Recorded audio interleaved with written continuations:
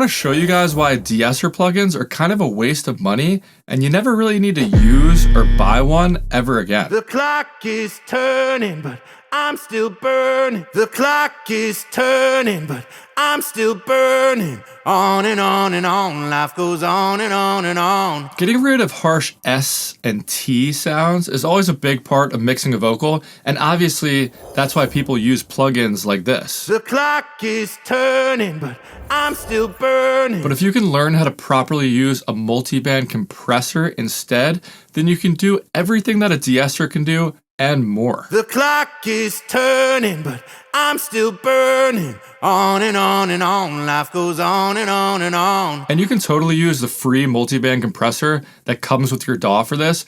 I just want to use this one because it's so visual and I can really explain to you clearly what's going on. So let's talk about 5 reasons why you should really stop using a de-esser and start using a multi-band compressor on your vocal mix instead. The first reason is pretty simple. A multi-band compressor already has all the same controls that a de-esser does. Like in this de-esser, I can make a narrow band or a high shelf band. Well, over here in the multi-band compressor, I can make a narrow band or a high shelf band. There's a threshold control there. There's a threshold control there. There's a range control over there. There's a range control here. On a de-esser, you can solo the frequency band that's being affected. And you can do the same thing on a multi-band compressor. So both plugins have all the same controls. Honestly, de-essers are kind of a ripoff. It's like they just took a little piece of a multi-band compressor and rebranded it just to sell more plugins. And I know a multi-band compressor can look intimidating, but by the end of this video, I'll show you how you can use it to de-ess your vocals just as fast and with a better result than a dedicated de-esser plugin. Now, the second reason to use one of these is all the extra control that you get. Like, I want this plugin to be able to hear harsh sounds coming before they even start. So for that, I'll turn up the look-ahead time a little bit. And I also have total control over how it reacts to those S sounds.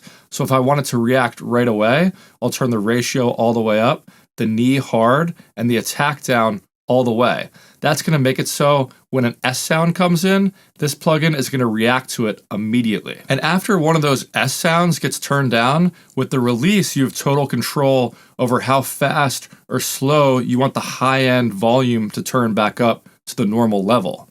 So you can put it really fast. The clock is turning, but or we can smooth it out a little bit and just make it a little slower. The clock is turning, but and if you have no idea what I'm talking about when it comes to all these controls on a compressor, I actually have a free video from my mixing course that explains all of that. You can just go to bigzcourses.com, make a free account, and then in your free account, you'll see these videos you can watch, and one of them is all about compression and what all these knobs on a compressor actually do. Now, the third reason to stop using de-essers is because with a multi-band compressor, we can use multiple bands. So we can make one band for the very high end, and then we can add one band just below that, because sometimes there's going to be an S sound that comes up in the very high end, but not this area, and sometimes there's going to be an S sound that comes up down here, but not in the very high end.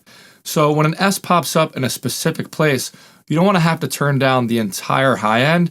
You just want it to react to that one area. The clock is turning, but I'm still burning. On and on and on, life goes on and on and on. So being able to use multiple bands is just going to turn down the harsh sounds in a more balanced way. Now, the fourth reason to stop using de-essers is because with a multi-band compressor, you can have free band control. So in this case, the highest band is reacting to all the frequencies above around 7,000 hertz, but that happens to be a spot where a lot of S sounds pop up.